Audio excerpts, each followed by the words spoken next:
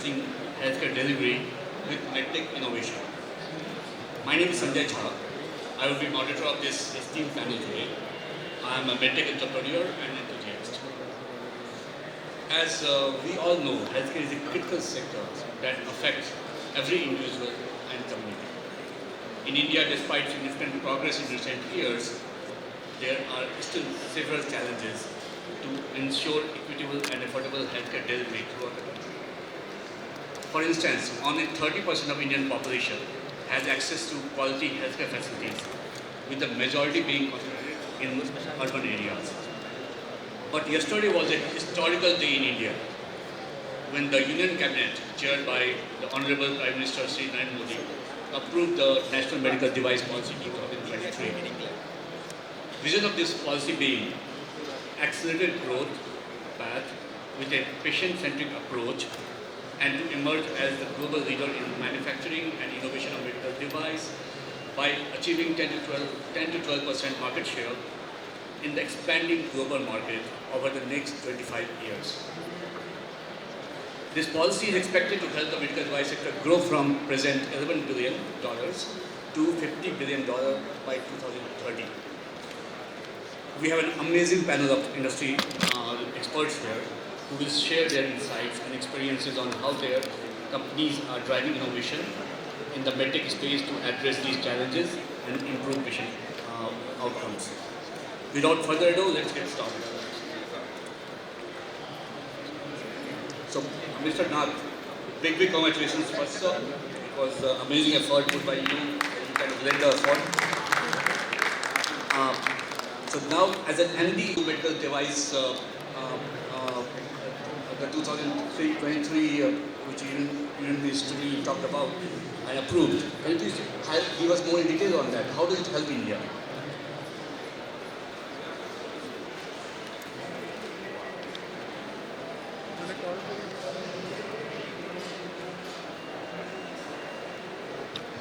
Can you hear me? Yeah. This policy was initially drafted in June 2014. So it's been a very long and patient wait because a lot of cross-lobbying was being done to keep the government confused because with India being 75 to 80% import dependent, they have very strong importers lobby who would not like to see correction taking place because then they lose market share. But the time for medical devices has come, and it was proven in COVID times when there was a crisis in the country, when we went into lockdown, and entrepreneurs who were not in medical devices started making medical devices. And until that's going to happen, we will not really see India becoming self-dependent. So, if you go to Andhra MedTech zone, for example, in Hyderabad, where more than 120 factories have been established. Majority of these factories established over there are from people who were not making medical devices earlier. So that was the kind of initiative that has been done by people on their own without the policy to play, feeling the need for the country by the entrepreneur's zeal. But unfortunately, of the more than 600 factories, 1200 factories that came up during COVID time, 300 have already died down. 300 more we are expecting to die down by sometime middle of this year. That leaves very limited survivors. So this way, this policy is extremely timely because it will help to give course correction to the various government departments, sometimes who work at cross purposes. For the Ministry of Health, the purpose is to buy the cheapest and provide the cheapest, even if it is imported. Cost is important for them, and that becomes cross-purpose for somebody else. Then they would like to regulate it as a drug, which again becomes a cross-purpose for an engineering product, and for other departments from DST and DBT, BERAG, who feel dismayed when they find that the entrepreneurs and the grants that they're given to the entrepreneurs are not being fully utilized because people are facing these roadblocks of regulations. So this policy is going to be having 6 strategies, what I understand. The first strategy is going to be of streamlining regulations. That's very, very important to have something which is rational. The second strategy is going to be helping to build infrastructure. The third will be to make investments attractive, first for Indian investors and then for foreign investors. The fourth one is going to be on HRD development, upskilling and skill development, and also making sure that the curriculum in the colleges will be more up to date and more in line with the diverse needs of medical device industry in the engineering colleges. And lastly, it's going to be on brand building, on Brand India, by making a medical device export promotion council functional, which will strategize and help to showcase medical device industry from India worldwide. Now all this is being done and has to be done while coexisting with imports, because we do need the imports. We cannot make everything. But yes, when imports undermine Indian industry interest or disallow access to healthcare providers, then it's definitely of national concern, which was seen in COVID times. So we hope that this policy, like you sought our opinion, will now put the ball forward. What I understand from the Joint Secretary when he called me yesterday was, the big difference this time in this policy is that the Cabinet Secretary had asked for actionable points and timelines. Let me start by saying that a little bit about Philips Healthcare itself, right? And the reason why I do that is most people treat Philips as a MNC, but Philips has been in India in a pre-independence period. So 1930 we came here. We are older than even the freedom of this country. And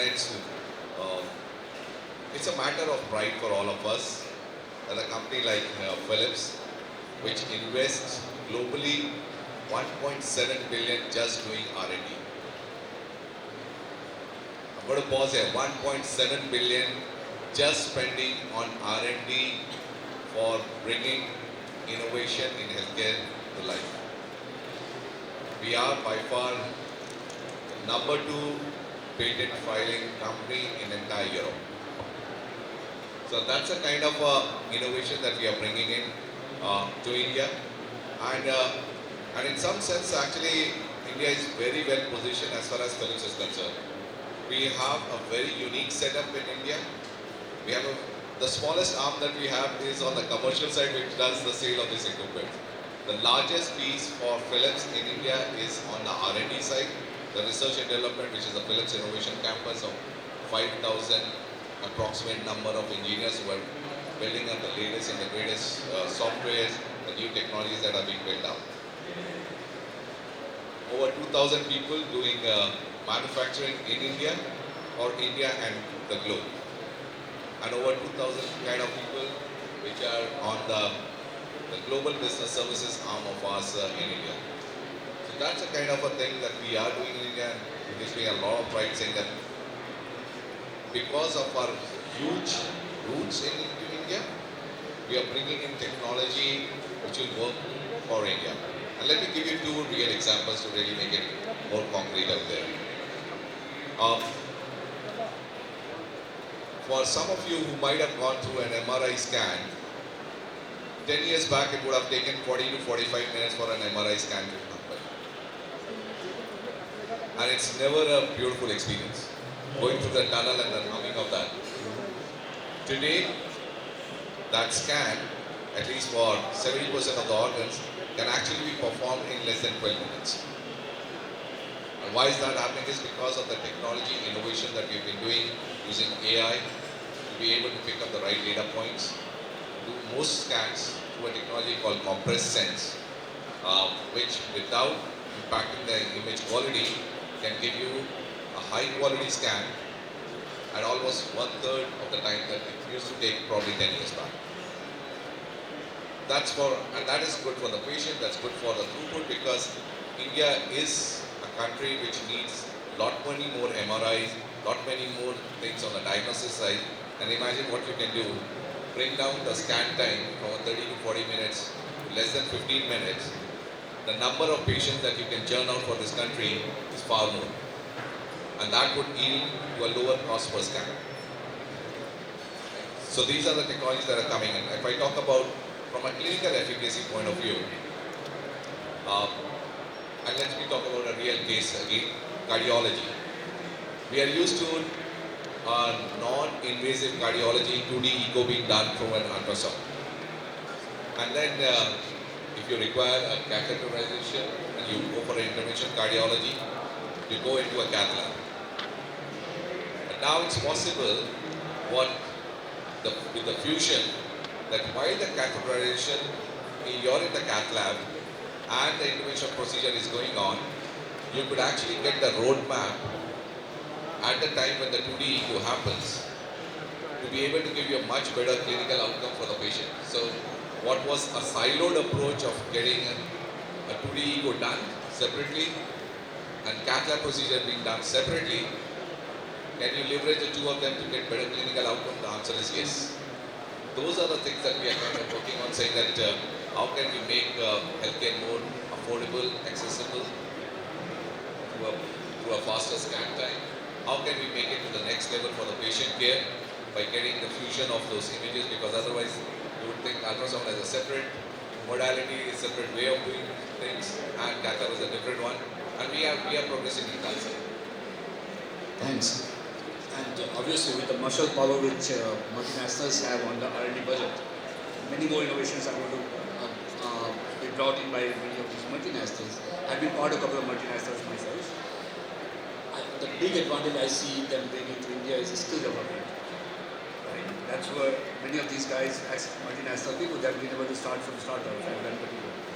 So moving on to domestic manufacturing again, Mr. Manish. As a leader in the Indian medtech industry, what do you see as the key opportunities and challenges for medtech companies in India? And how can Polymed and other industry players work together to further revolutionize healthcare delivery with medtech innovations? Okay. Allow me to make a comment on what you said.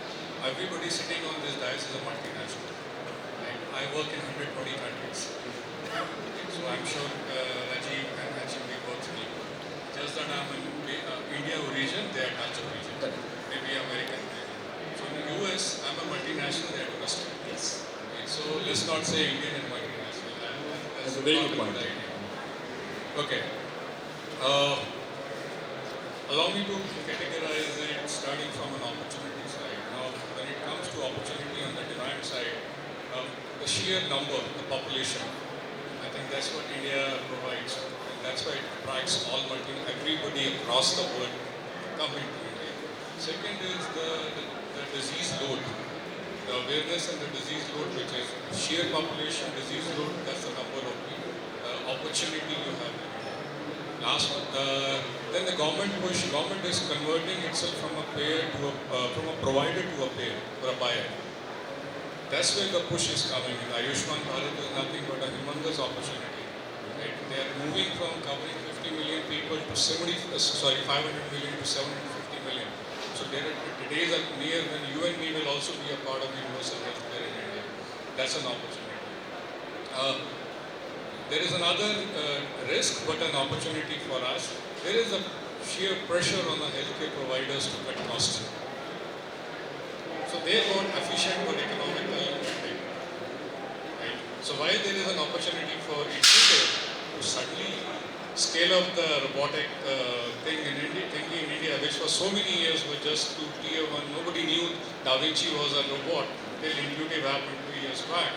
But Da Vinci has been in India for many years. Right? On the other side, the hospital also needs accessibility. They also need more and more patients. That's an opportunity. On the supply side, the government is pushing for Atmanirbhar. They want things to be made in India. And I don't see any wrong in that. Having worked more than 2 decades on multinational Japanese, Americans, and Germans, every country is moving towards that. Be it Germany, be it Russia, be it Brazil, they all want you to make in their country. So there is no harm why India is wanting to do that. Why is that hue and cry? Right? So that's the opportunity we have. Second opportunity is the PLI for the manufacturers to make it in India. Government is talking about production and incentives. You make it in India, and whatever you made, the additional delta you create, I'll pay you an incentive on that. And that's a significant amount. Third, now that's a negative push, but still a push. PPO, which says if you want to participate in my procurement, government's procurement, you need to make it in India. What's wrong? Right, so that's where the government is talking about opportunities for medtech from a supply perspective. Now the challenges, I think challenges are work in progress, the ease of doing business. And yesterday evening was another gate opener from an ease of doing business. I think this will really be beneficial for domestic manufacturer and who are importing equally. Because nobody wants to compete with irritant, unorganized, unregulated players. You want quality to be offered to the patients. And that's where this bill will play a role. And so the challenge has been taken care of. And the second thing, which is also was an opportunity but is a challenge, is the thinning margins for hospitals. Hospitals are bleeding, and their profits are going down. Right? So that's why instead of they are pushing the medtech to reduce their cost. But please understand, till this cardiology stent price control came in 2017, and I was an active part of that, representing a Japanese cardiology company. Now, till that time in cardiology, hospitals were making money out of the hardware, where they are supposed to sell the service, not the hardware. So as soon as the price control happens, suddenly they start bleeding. What do we do? So that's why, of course, they turn around. Instead of making money in the hardware, they started making money in the service. The model, just the breakup of the total PT chain. But they are still bleeding. Their profits are going down. Their selling prices are not increasing. Hospital is not able to increase their selling price to a hospital. So what do? They come and put a pressure on the metal. Can you reduce your price? So if you want us to reduce the price, all the value adds which you were talking about, skill upgradations, trainings, I'm sure they will start thinning up from our side also. So it's a very tricky situation. Unless and until you have a technology like robotics, which is helping a hospital to be more commercially successful. They see it as a lighthouse. Oh, I have a Da Vinci robot. Okay, I do robotics. Similarly, 3 Tesla or 4 Tesla, that's an attraction, that's a lighthouse. But then the bigger chunk of medtech is not a lighthouse, it's a need for a hospital. Me and probably what HMB does is a need for a hospital. We are not a lighthouse. They push us. So that's a challenge which I see for medtech. But having said that, I think our success in India is linked to the success of a healthcare provider. Last but not the least, anything which is related to the need of a human being, and healthcare is one of them, will always continue being an evergreen business. And so that I think the future is bright for all of us. Thank you very much. Thanks for those. So my next question would be to Dr. Bhupendra Yadav. Chhitiz Surgical is a pioneer in robotic assisted surgical systems. Can you provide an overview of the adoption? Because adoption has taken off significantly. And impact of robotic surgery in India, and how Chhitiz Surgical technologies have contributed to advancing healthcare delivery in India. Sure. First of all, thank you very much for having me here and learning a lot as we speak. Speaking of Chhitiz impact, I think the best example would be if you think about the earlier panel. We have 5 leaders from Indian hospitals. They all have 𝗜𝗚𝗏 system. It's making an impact, and it's as Manish Sardana rightly said, it's a lighthouse technology. But I think the numbers, I just throw out some numbers to give perspective. 𝗜𝗡𝗢𝗡 is a pioneer of robotic surgery, and it's in business for about 28 years, with about 7,500 installations around the world, 65,000 surgeons trained. In India, we established our presence in 2018 through direct video operations, but it was available in India through distribution for a long time. As you rightly said, things are picking up fast. We had more than 100 installations and it's picking up really fast, about 800 surgeons trained. Where I get really excited, going back to my own medical school days, the challenge in the surgeon space, we have incredible amount of raw talent. But the support structure to coach our surgeons and provide world-class clinical outcomes and reduce complications, that's where it's missing. If you look at the workload our surgeons have, the teaching infrastructure has not evolved. Simply the time and logistics doesn't allow it. And that's where 𝗜𝗡𝗢𝗢 is making the biggest impact. I'll give you a couple of examples, what is already being done and what's going to come in a couple of years that will further revolutionize. So the first part was already being done. 𝗜𝗡𝗢𝗢 have invested significantly in India with 3 training centers for cadaveric and live animal trainings. A diligent 3-month training program for every surgeon, which is customized to their needs.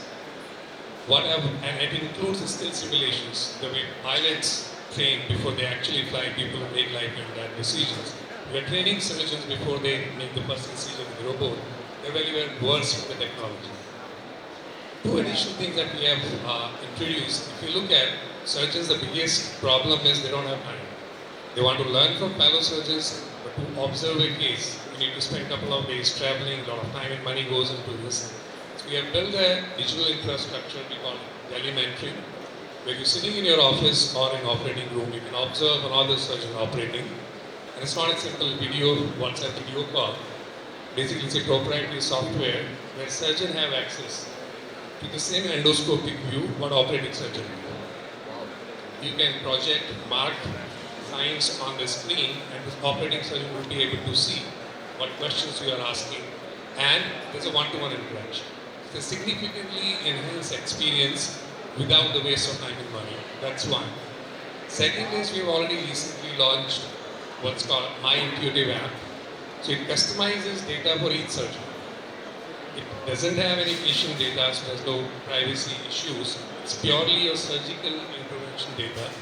And as a surgeon, when you start your robotic surgery journey, you can continue to track when you started in your first case, how much time you were using, how many instruments you were using, you can continue to cut costs, what is the energy level that you were using, and basically continue to track your learning journey where it was missing and surgeons were doing on their own.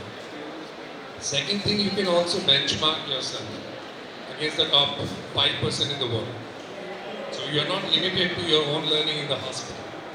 The best surgeon what they're doing in the world, at least you know theoretically what the best does and where do I stand. Now we still have the gap. How do you learn from the best? Can you compete with them? And I think that's where I was going, where the future lies. Our vision is to automate the continuous learning process for surgeons using machine learning and artificial intelligence to improve clinical outcomes and reduce complications. Now, I will need your attention for a couple of minutes. It's a complex topic, but I trust you will be able to understand and relate with it. How it's going to work. For any machine learning application to work, there are 3 components that are required. Number 1, you need clean data, and when I'm talking about data, millions of rows of data. Second part is, you should be able to draw actionable insights out of this data, not just giving insights. And third is, the user interface should be easy enough. At the end, integrating their surgical protocol. They should not spend after every surgery 5 hours to integrate the data and draw some insights out of it. It should flow into their surgical flow. How it looks like when a surgeon performs an open or lap surgery, there's barely any data that's generated. But when you put a robot, every single action, every time they're moving their wrist, they're making a dissection, that's a data point. Second thing, the image is processing through digital recorder, which has an artificial intelligence algorithm built into this, and we all are aware of image recognition technology. So the system is smart enough to know what you are doing which tissue you are handling. It knows you are dissecting or reconstructing. So a lot of data is being generated. Now, what do we do this with this data? A lot of work is being done. I'll quote one example from Dr. Andrew Hung from University of North Carolina. They looked at different stages of prostate cancer and how a new surgeon is performing it and how an expert surgeon is performing it. And when you plot an expert surgeon's movement of instruments and camera versus a new surgeon's movements, people of my age probably will be able to relate. When Glenn McGrath used to ball, he can land the 6 ball on the same space or same spot, but a new baller will go all over the place. It looked exactly the same. So there's a objective visual feedback to give you feedback on efficiency and dexterity. But again, the question remains, okay, I will be more efficient with my movements. Does that confirm better clinical outcomes? The answer is yes. There's a lot of clinical pathological correlations being done. For every surgery, there are few steps which are most critical that will decide good clinical outcome or complications. Continuing the case of prostate cancer, after the surgeon takes out the prostate, UV anastomosis is the most critical. Now, the hypothesis is, if you look at the surgeon who has the best clinical outcomes for prostate cancer surgery, and if you learn how they are doing that step, you start mimicking that, theoretically you should be able to get comparable clinical outcomes. And that's where the future lies. We have developed a program where basically the solution is after every surgery, the surgeon gets an email in the inbox. And it have a lot of efficiency metrics about your instrument move, your energy move, and other things. The most critical part is that critical step that you are talking about. The digital recorder will automatically select that part for your surgery, and from the cloud library, once you select who you want to follow, both these videos will be your inbox after your surgery. So you can learn how you are doing, how your hero is doing. When you're doing that surgery again, say 30 days later, you can review it and check it again. So I think the good comparison would be what we have seen in IPL. There's a lot of raw talent in our country. We don't have enough structure to support and shape the talent. And with IPL, we provided that support. And we are seeing that the flurry of global talent. I hope that's what IPL will help to bring Indian talent to global talent. That's very interesting point. So, thanks for those wonderful words. My next question is to Mr. Sanjeeb. Mediland Enterprise Corporation is a prominent medical equipment manufacturer based out of Taiwan. Can you share some insights on the role of Mediland in revolutionizing healthcare delivery in India through its innovative medical devices, and how it contributes in improving patient care and outcomes in our country? Thanks, Sanjay, for first of all giving us an opportunity. When I say Mediland Enterprise is a company which is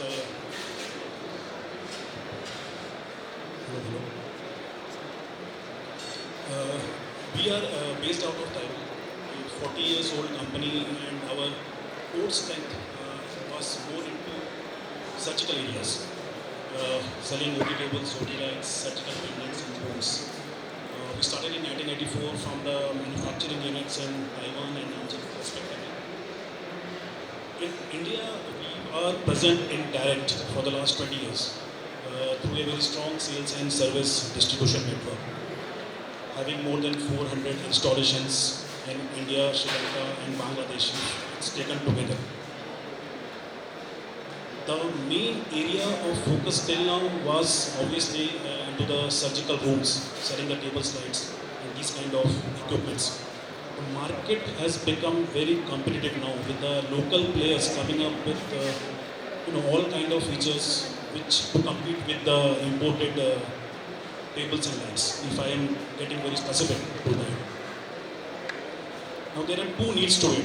So keeping this thing in mind, our R&D actually did some research for the last 3 years, and we could come out with a UVC enabled disinfection robot in the year 2016, which was globally launched. since medical hospitals and facilities, which we know is a cocktail of pathogens, having a lot of viral and bacterial infections. Now, infection control is still at a very conceptual stage in India also. We are still fighting how to control that, how to reduce that. And manual cleaning, all kind of procedures which have been used in the OR, ICU, isolation wards or in the OPDs are still happening. We don't say that we are giving a replacement, but yes, we came out with a product which can actually improve the efficacy of the medical facilities. It can ensure to reduce the risk of medical equipments and services and the staff, and in a way it can improve the quality of the healthcare environment. So that was the agenda. Globally, we could sell around more than 500 numbers of this particular product. But India is still at a very nascent stage, I will say, because we were able to sell only one numbers, being a very price sensitive market. And since we were not direct in India again, so sometimes it is very difficult when you are not directly involved in meeting the stakeholders in the hospital, because this product is a little bit clinical. It is a concept till now. I don't say that it is a me-too product going, telling the features and selling it directly in the hospitals. It's not possible that way. We need to understand what kind of infections are hitting the hospitals, what kind of bacteria or the viruses are mostly available, how we can eradicate those kind of infections with the clinical reports, which is actually available with us. We have a clinical report from Taiwan is already the university. There are 2 universities which have the largest installation of these kind of robots, and they have the clinical reports. We have clinical reports from Pisa University in Italy, where clinically we have proven that yes, in the COVID times, it has helped them a lot. They were able to eradicate almost 99.99% of the pathogens. But it is still in the clinical mode. Still clinical researches are going on. You never know where tomorrow a new pathogen or a virus will come up, and whether we are really able to eradicate that or not. So coming back to India, that is our, I will say that is the main strategy in India this year, what we have taken as a company. How can we promote that particular concept in India? So that was one reason why we went direct. After my induction in this company 19 months ago, I came from a background of surgical only. But we are still trying to meet the customers. We have one hospital in India, which is a leading hospital, that is Apollo Chennai, which has got this installation of a single hyperlight. In 2019, we have the clinical reports from them. But one thing we need to understand, India is a very price sensitive market also. So the cost is till now very not affordable, even for the big corporate hospitals. So we need to actually work very closely with them, with the departments, tell them how it can be effective. So that is one strategy what we have taken this year. Let's see where we reach. So that is one, I will say rather an equipment which we want to give it to India to have a good quality environment inside the hospitals. Thank you, Mr. Rajiv. So our next question will be to Mr. Rajiv Nath. We talked about price sensitivity of the Indian market. So affordability and accessibility are crucial factors in Indian healthcare market. How does HMD ensure affordability and accessibility of its medtech products in the Indian market while maintaining quality and safety standards?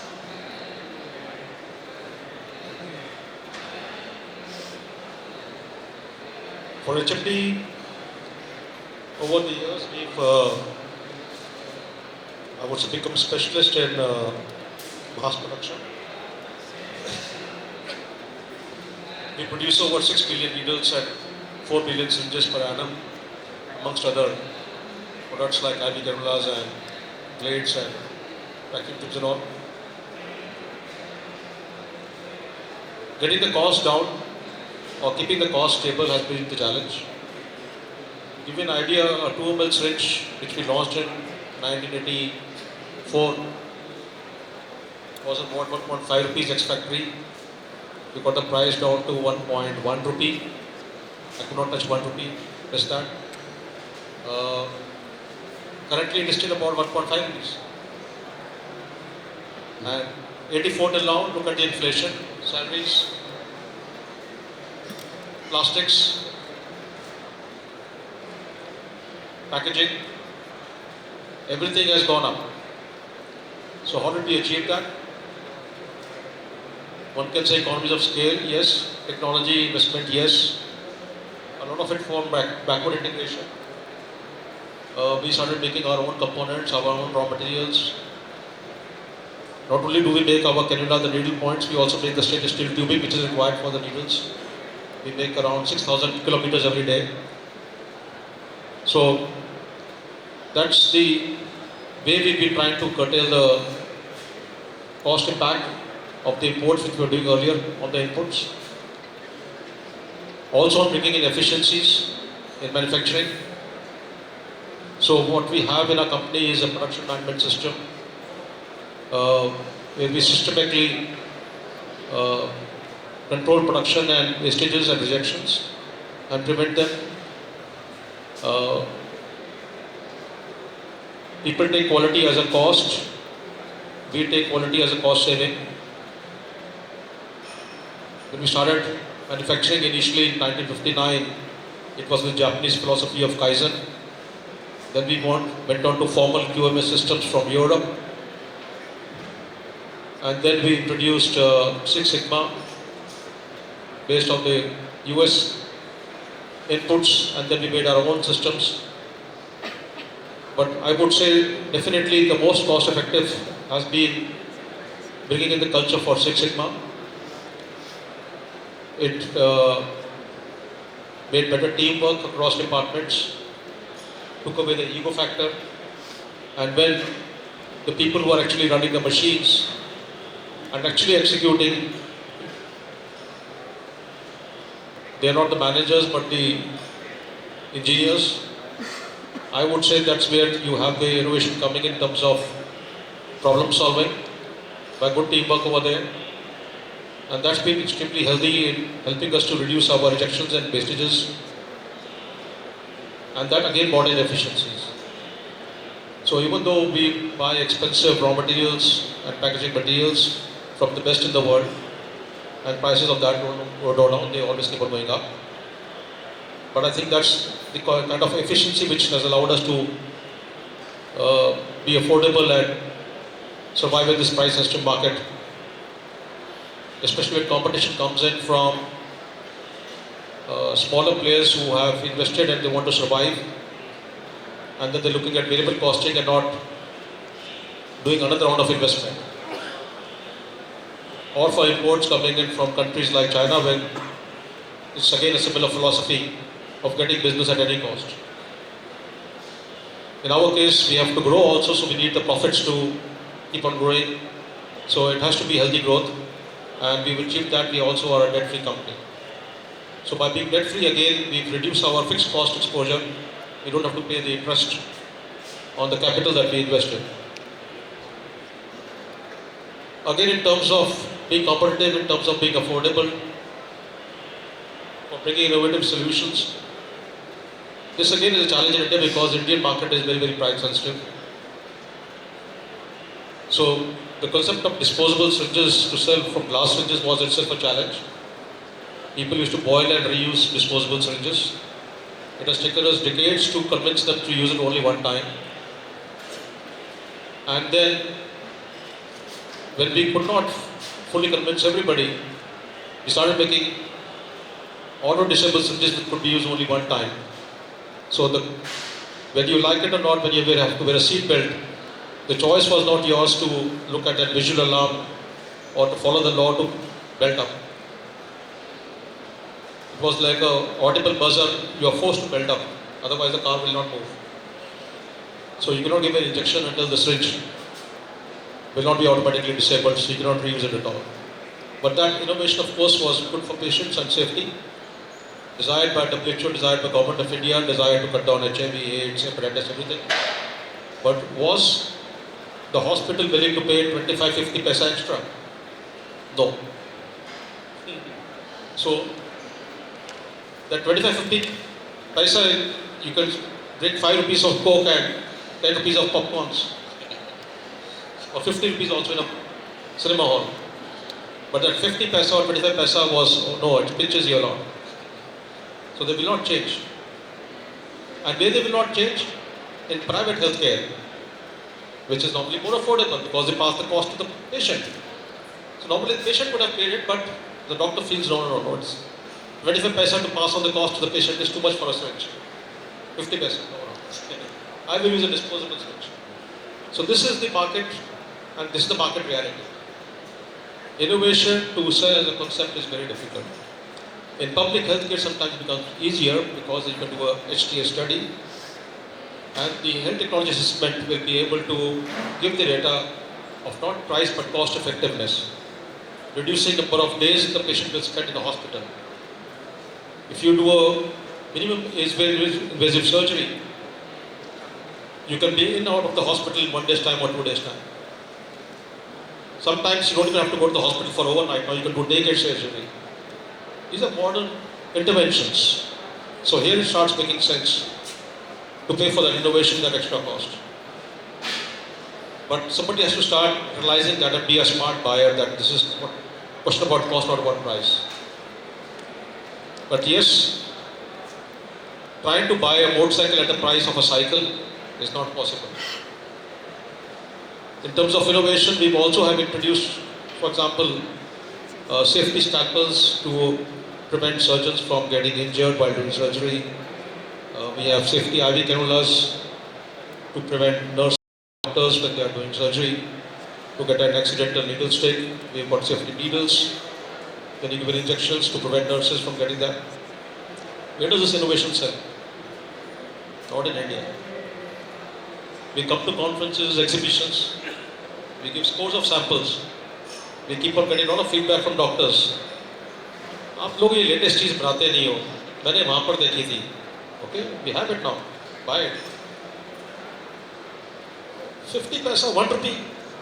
Oh, it's too expensive. Where do we sell that? We sell that innovation overseas. That's where we are cost effective. Because over there, that market is already of motorcycles and cars. They're looking for an alternative motorcycle, alternative car, and we fit in over there. This is a market which will be wanting and dreaming to have a car, riding a motorcycle, but wanting it at the price per cycle. That's the challenge. Thanks. So talking about innovation, that's very, very good point. So talking about innovation, next question to Mr. Manish. Polymed has a diverse product portfolio, ranging from infusion therapy to oncology to dialysis. Can you talk about some of the recent innovations that the company has introduced in the Indian market and global market? Okay, thank you very much. My perspective on innovation is a bit more broader. I think innovation is just not about introducing a new technology. Innovation is also about how to make a present technology more affordable and accessible for masses. And so if a technology is just reaching a top of the pyramid, just about 1% or 2% of the population, is that an innovation? Yeah, it's an innovation, but then it doesn't touch the life of everybody. Right? So for what we do, our motto is very simple, and that we follow in India and that we follow globally also. We are the biggest exporter of medtech from India. Plastic medtech, consumable medtech from India. If I can use it as a benchmark, every 10th IV cannula in the world is a Polymed IV cannula. So we are a multinational. So on a technology perspective, what we did, we were very clear. We said we walk into a healthcare provider and say, without compromising on the quality and outcome and the consistency of a product, can I help you save some dollars? And that's where our motto is, that's where our pitch is. And that's where we start innovating. So the recent innovation, we have a number of innovations to our name. We have almost 250 product and process global patents sitting in India. And these are global product and process patents. They're just not process patents. So that's what we do. From manufacturing, a plain simple analysis said, we also manufacture the high-end health codes in our manufacturing facility in Europe. That's what we do. The recent innovation which we did, we as I was talking, while Rajiv was talking, I was checking a message. We have just successfully tested the first truly made in India dialysis machine. Wow. Right. And hopefully by July, within 2 months' time, that's going to be made available for the Indian population and beyond India. So technology is just not about India; it's about the world. So that's the innovation which we are talking about. Its innovation is just not product. Innovation can also be business processing. Innovation can also be how can I reach a hospital direct and cut the mediatories in the middle and reduce the cost and make it more accessible. Is that innovation? Obviously that's an innovation also. Right? Is India a price sensitive market? I think yes, it's a price sensitive market, but then there are many markets around the world which are price sensitive. Everybody wants to cut their costs, which is a humongous pressure on their healthcare systems. They want to cut their cost. They are looking for solutions. Whosoever can take that technology at a reduced price. I wouldn't say reduced price, more economical price. I'm sure they're happy to grab it, but without compromising on the quality of outcome. That's what we do. That's our endeavor. That's a part of our vision and our mission. Patient remains the centric stakeholder, and then you work around that. That's what we were doing for the last 25 years. We are new until 25, and we will continue doing that. Thank you very much. Thanks. My next question will be to Mr. Chhitiz Kumar. Digital health and telehealth are gaining momentum in India, especially post-COVID. Can you share some insights on Philips Healthcare's digital health and telehealth solutions? Thank you. I think when we talk of COVID, two things come to our mind. One on the sorrow side, where we saw a lot of people and the struggle that was there, loss of lives, and kind of a despondency saying that we could not do much about that. We were in some sense helpless, and the healthcare system came to a point of failure in most parts of the world, including India. That to me was the sad side of COVID. If I look at on the positive side of it, what COVID did was it challenged the healthcare paradigm itself and saying, not from a technology perspective as much as of the mindset of the people operating in this space. What was construed as a normal was going to the physician, getting your stethoscope done, getting your basic vitals done, and then say like, okay, now I've seen the doctor. COVID made it almost impossible for you to really step into the hospital for months together. What changed? Your way of interacting with the physician changed. The acceptance of the patient side to say that it's not necessary for me to have a physical visit to be treated by a doctor changed. So to me, the COVID made the acceptability of the technology change in a major way. For example, like was tele-ICU as a technology was available even before COVID? The answer is yes. Acceptance level limited. What changed? That COVID made impossible that I have to scale up my ICU beds. There's no way that I can do it out here. I need to do it at home. Technology just made it happen, and it's not that the technology was not there. Technology was always there. Right? Dr. Yadav spoke about Intuitive having a technology which has been there for years together. Suddenly you find that the acceptance has changed. So to me, I think more than the shift in the technology that's happening, and I think that will happen, more importantly, what COVID was a landmark in terms of acceptance of those technologies and saying that this is the new norm, came to be realized by various stakeholders, including the patient, the physicians, the payers. Insurance would, at least in India, would say like, you have to be admitted for 24 hours before I make a reimbursement.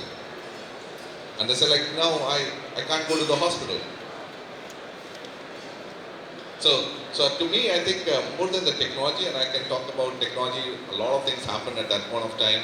was saying that we work with Apollo to really provide tele-ICU at software campuses. Some of the large companies in India, they actually had their medical rooms and they wanted us to be connected with Apollo because it's provided that technology.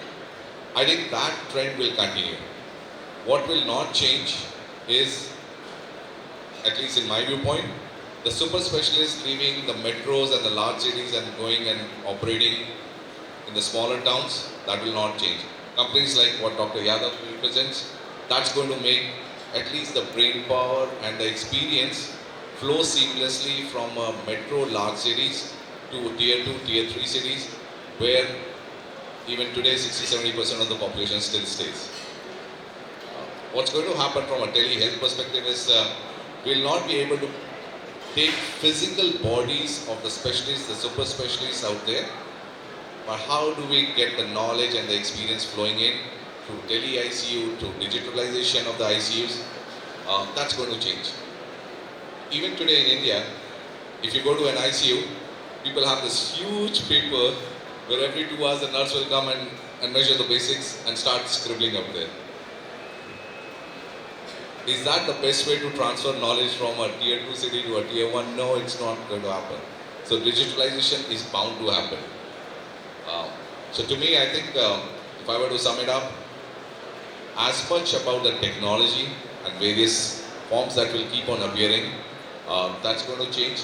But I think what's a fundamental shift that has already happened and is going to accelerate even further is the acceptance of technology by various stakeholders to make this innovation become bigger and better as we move along in this journey.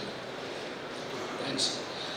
So, Dr. Yadav, looking towards the future, what do you think, or what do you see are the key trends in robotic surgery in India? I think the robotic surgery, I will talk about the trends what's already there, and I'm very happy to share that India is, though it's in very nascent stage, robotic surgery, but given the talent we have here in the infrastructure, India have already started shaping up the global leader in robotic transplants, kidney transplant, liver transplant. So what I see, the pace of adoption is much faster in India. Everything happened in a sequential manner in the US. Urology, then oncosurgery, then gynae, then general surgery. All the hospitals that we talked about, all of them started with all 5 specialty. So if I look at the percentage increase in the number of patients covered, what would be that over the years covered in the last 3-4 years? It's exponential.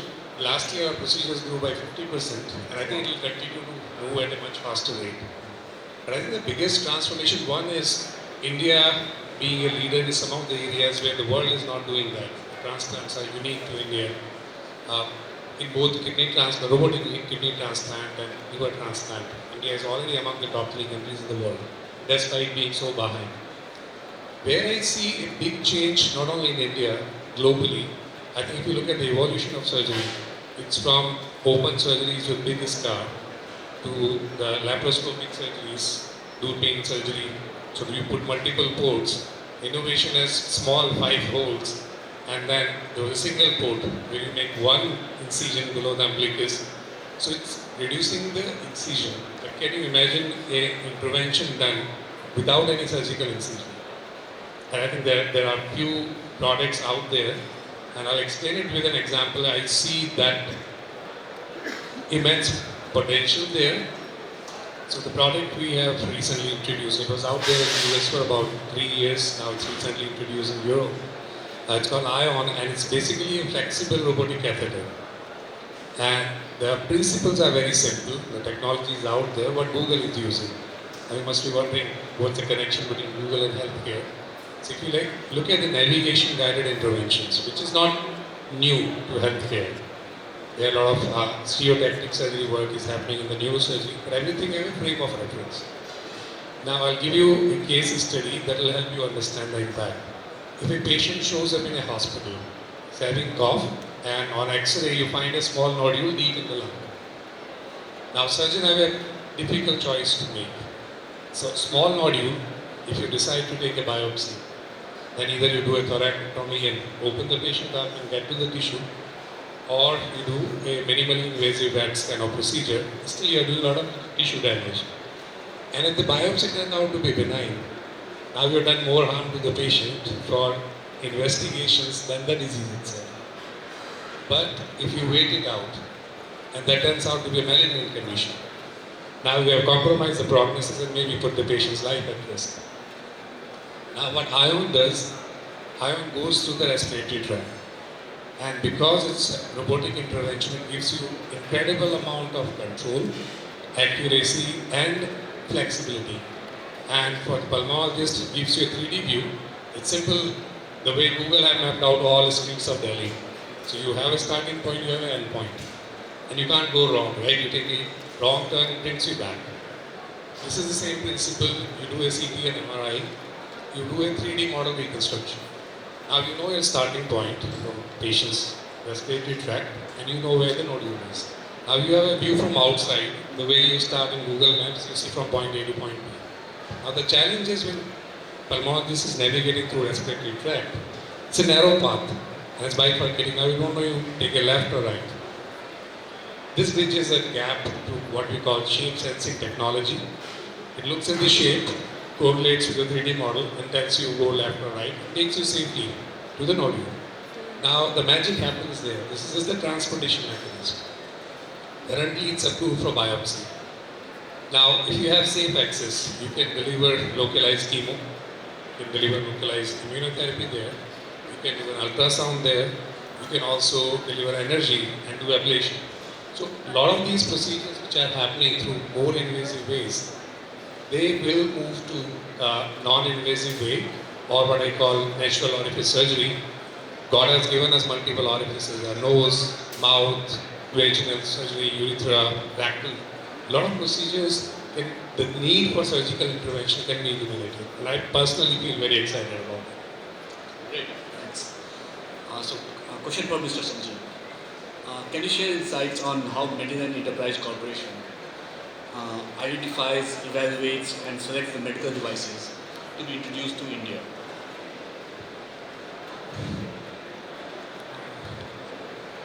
See, if I tell you about our R&D, now Mediland is having a very strong R&D team where it is clinically aligned to come out with the new technologies which is going to help the healthcare fraternity.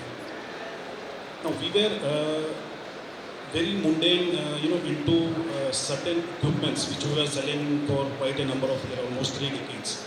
So which I explained in my question also.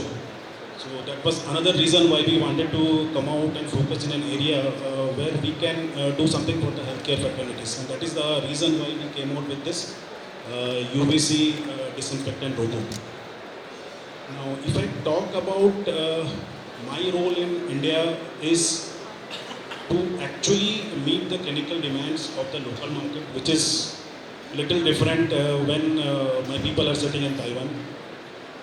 To come out to get those details and then clinically align with the R&D to improve the products as per the local market needs. So if I can give you a small example, since it was a very distribution-oriented company, let me tell you this thing, why? So the market connect was very less for this company. And we were not able to understand what actually the surgeon needs at the end of the day when he is using an operating table, suppose. Now, if it is a very specialized surgery in neuro, when he is accessing the lumbar, so there are certain accessories which he needs, which we were not catering to. So that is where we aligned with the R&D team to come out with new kind of accessories and attachments which will help the medical fraternity or the surgeons to do those kind of surgeries. That is number one. So that is when I talk of the OT tables. But when it comes to the disinfection robot,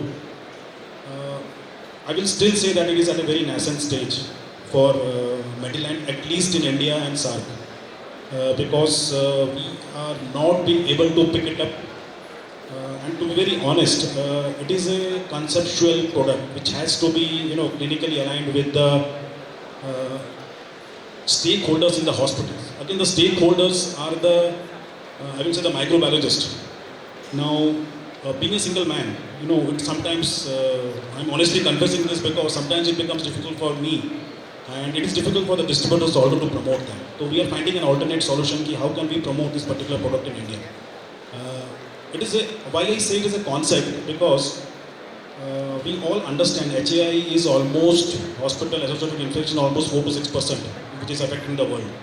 Various countries have got various kind of percentage, which is in much detail, which we cannot discuss right now. Mostly it is the contact infections which happens inside the surgical OR or the ICU or the isolation room. Though we go ahead with the manual cleaning, but then also we find 75% of the residual organisms are still there.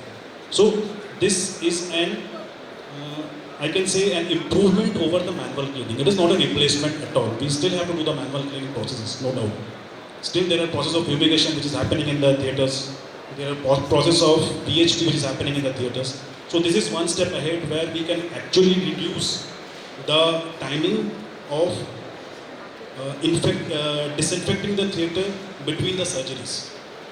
So because it can be done within 5 to 15 minutes, maybe taking 1 or 2 rounds depending on the area which we are trying to disinfect in a OT or in a ICU or in an isolation room or in an OPD also.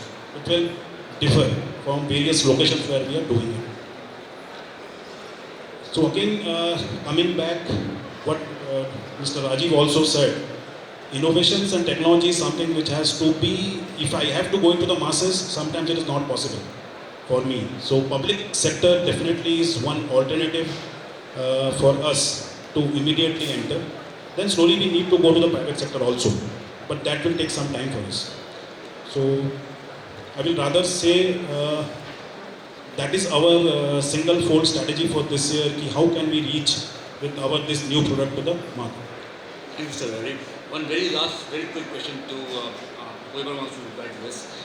What solution do you have for the next 10 entrepreneurs of medtech? One line of suggestion, please. Perseverance, patience. Anybody else? One suggestion, look at there are a lot of inefficiency in healthcare where useful information is spread out. Look at integrating it with the surgeon's work. And if anybody wants to discuss this further, I'll be around. There are simple solutions, other industries have it. You just need to replicate it for healthcare. So while I am not an entrepreneur, but then when you work with an entrepreneur so closely, you need to drive a business like that. Interestingly, while we talk about patience and perseverance, whereas the world is moving towards fast. So faster food, fast everything. Even the procedures are going day street. That's where they're going fast. Whereas the business is not about shortcuts or fast. I think business is about perseverance and patience. Thank you very much. Thanks everyone. It was a pleasure interacting with you guys and learning so much. That brings us to the end of this panel discussion. Any quick question? Anybody? Or do we have anybody? Last, only one question, please. Yes, sir.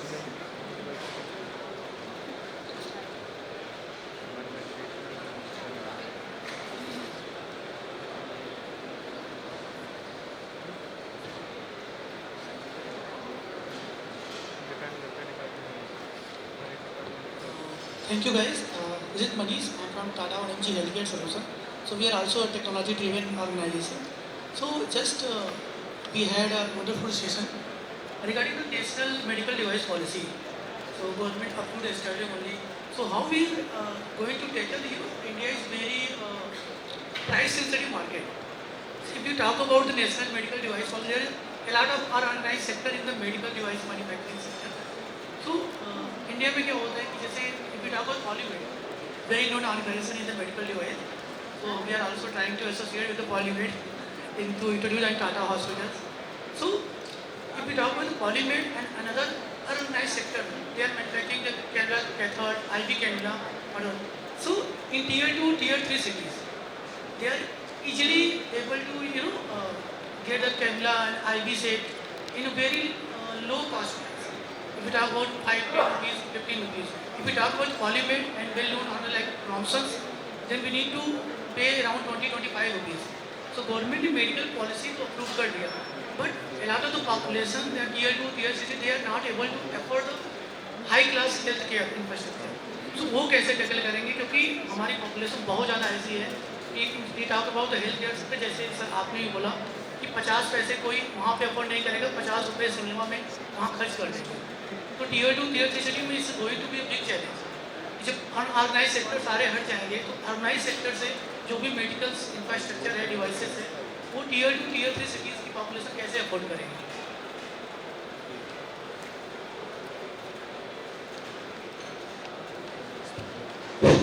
So, allow me to correct the understanding, sir. The regulation is not to close down the unorganized business. It is to close down the unregulated business. And unregulated on the quality side. Yeah. You provide a quality, who stops you? You may be an organized, you may be an unorganized. Like when we started 25 years back, we were also an unorganized sector. And we continued this journey, I'm sure HMD and everybody, Philips or any intuitive, because of the quality consistency. Today 40% of our revenue, or 35% of our revenue comes from Western Europe, which are the strong barrier, entry barrier, high-end quality markets. We could continue doing that just because we continued on our quality. So it will not cut down the accessibility of technology of hardware to Tier 2, Tier 3 patients. No sir. Government will never do that if they knew that. No, it will never happen. It will just ensure that there is a quality consistency. And I'm sure as a patient you need a basic quality. You have a right on that. You don't want to deny the patient a low quality or a bad quality product. I'll add to that. There are two aspects. One is quality. A brand can have a high quality. What is the aspiration of his owner, visionary? The brand and the quality benchmark is for himself. Regulations is not about quality fine. Regulations is only about patient safety. So, that quality which is going to compromise a patient's life and his health, regulators are only concerned about that. They have defined the bare minimum quality standards, or not even quality standards, the bare minimum quality management systems, or the environment, or the traceability, so that if something goes wrong, it can be fixed. They're worried about that. Between that minimum standard, which is mandatory, and a quality certification, and a company's quality aspirations to be an international brand or globally competitive, they're miles. Thank you, Chhitiz. That concludes the session. This coexist for everybody. Place for coexistence. Sir, after the practice. See, technology beyond Tier 2 or Tier 3 is welcome. In India, what happens is that almost most of our poor people get dispensed or diagnosed without diagnosis. See, the problem is that we need to go to pharmacies or other countries where diagnosis is not done by without diagnosis. So, if your portable ultrasound, your portable echo, those kind of things will revolutionize, I think that. So, idea is that everybody should be diagnosed, at least a CBC, or even iron in the pharmacies, thyroid in the pharmacies. Those kind of things only will, the change has come from below upwards, not from robotic surgery. Once I undergo ultrasound in even in the pharmacy, that message will be introduced. That is why my request is that let us percolate. The profit is in the bottom of the pyramid. You will get credit. India will really be very supportive. Thank you. Thanks. It's already happening. In COVID time, it's already happening. So you have AI being used in X-rays and in healthcare, and telemedicine being used very cost effectively. And organizations have grown tremendously in the last 3 years, trying to serve the bottom of the pyramid. The message is that you diagnose, get treat. The problem is That's not our decision. We are manufacturers. That's a doctor's decision. He has to diagnose or treat. What comes first is not for us. you are lobbying. We only make the product. Your lobbying power is much better than ours. Ma'am, please. I'm 𝗠𝗏𝗧𝗘. I run a consulting firm and been serving the country for last 20 years. Healthcare is one of the areas of my specialization. Very early on, right from my first job, I actually brought in a lot of technologies in the healthcare in India. The first ATM machines for color doctors and ultrasound. And then I moved on to the software industry. But right now, I'm working towards creating an innovation platform. I've been in the innovation ecosystem for 22 years, done some of the very large projects, small and big, with government and private sector, creating one of the award-winning CMEs in the country, and taking some of these doctors global. My question here is on the medical devices, because this was one of my focus for the last 3 years, and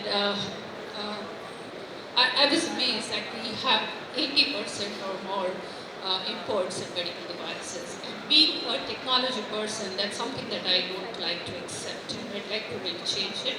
And I've been working for the last 3 years trying to get technologies from overseas. Unfortunately, in the medical devices bill which is passed yesterday, that the technology transfer doesn't get any benefit. I have absolutely no impetus to really get technology for Indian innovators to take that and run with it. So they can't afford to, you can't afford to buy the products, but you can afford to build it. So why can't we really, but I'm working in the startup ecosystem, and the startups can't really pay the kind of licensing fees which is required for the technology transfer. So just giving you an example, I mean, there was a batch of Korean startups that I have just finished their, I would say, Indian strategy for them through an accelerated program. The biggest challenge that I've found that all these startups have two basic problems for Indian entry strategy, that they don't find a good hospital where they can test their product. So that means you need to find a startup who will actually be able to really get that done for them. Otherwise, it's not possible. The second is that these technologies are path-breaking technologies that I've identified, but to bring them to India, we need something really coming in the medical devices regulation, and to be really able to have this technology transfer. I did that about in 2008 between real estate between US and India, and I got an international award for that. And how do we transfer technology from SMEs to SMEs, startups to startups, rather than really going through that cumbersome route of governmental and all kinds of, because the startup has got a technology developed in one country, and if we are able to really have another part in India which actually helps and gets this technology transferred at more or less a practical point of view in terms of the technology transfer rates, there are startups who are willing to take that to the next step. Question to both of you, gentlemen, you've been doing human work and you've been following. It's a very complex position that you put across. So let me put it like this, slightly break it down. What's the difference between a startup and an entrepreneur? Startup is somebody who doesn't have his model proven. Doesn't Doesn't have the model of his business proven. He might be an innovator who is not really having business acumen, but he has innovated, he has got a technology developed, and now he wants to look at creating a business around it. Okay. There are two ways of creating business. One is licensing the technology, the other is to be able to really create a business around it in terms of selling it or manufacturing it. There are quite a number of technology innovators who want to be on one side. There are some who want to be on the other side. Currently, that matchmaking is not possible. Okay, so that clarity was important, because normally where most startups are failing is when they try to become an entrepreneur. They want to be the innovator, product developer, entrepreneur, manufacturer, marketer, R&D expert, and their resources are limited and they are wanting to do everything yesterday, not tomorrow. No time, no patience, no perseverance, no funds, no gestation period. That's where typically a startup basically needs to focus on to his domain of expertise. If it's innovation, product development, stick to that. Either outsource the manufacturing or marketing, or become a licensor of the technology to an entrepreneur who will do the actual manufacturing and do the actual marketing of the product over there. And he sticks to product development only. The government normally doesn't come into the picture in India and internationally. It's always B2B, business to business. But yes, to sell that idea and innovation and have people interested to make it and market and manufacture it, that itself is a challenge, because somebody who has to pick it up has to believe in that innovation also and believe that it's going to be a profitable venture for him. So that's always going to be there. That's why you've got so many patents and so many scientific papers which remain scientific papers and patents made by IIScs and IITs and all that, and they're buried over there. So commercialization always is the more bigger challenge than that. Let's take it offline now. I think very, very late. it's a complex issue over here, and it will require a session by itself. I think there's another conference which is going on, Future for Health, next door.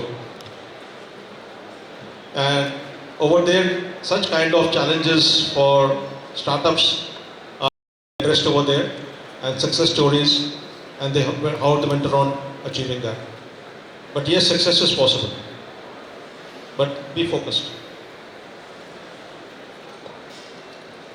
Thank you so much, Mr. Sanjay Jha, for moderating this panel for us. Can we have a big round of applause for our esteemed panelists today for such an informative session? Now, I would like to take this opportunity to felicitate all the dignitaries present with us for this session. I would request Mr. Sanjay Jha to felicitate the co-panelists.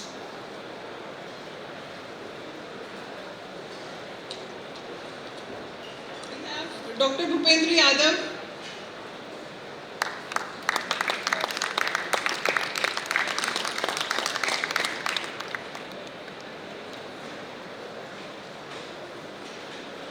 Mr. Kshitiz Kumar,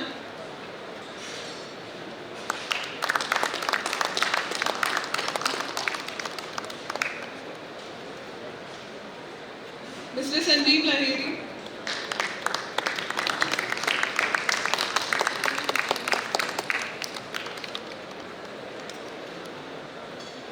Mr. Manish Sardana,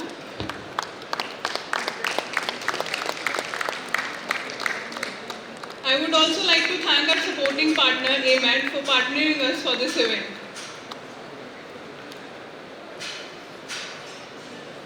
I would request Mr. Rajiv Nath to please take the participation certificate.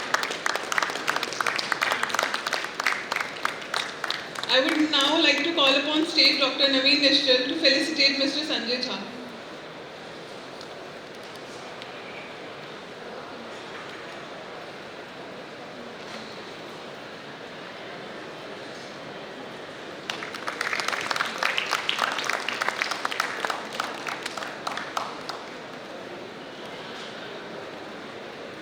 I request the dignitaries to please stay with us for a group picture.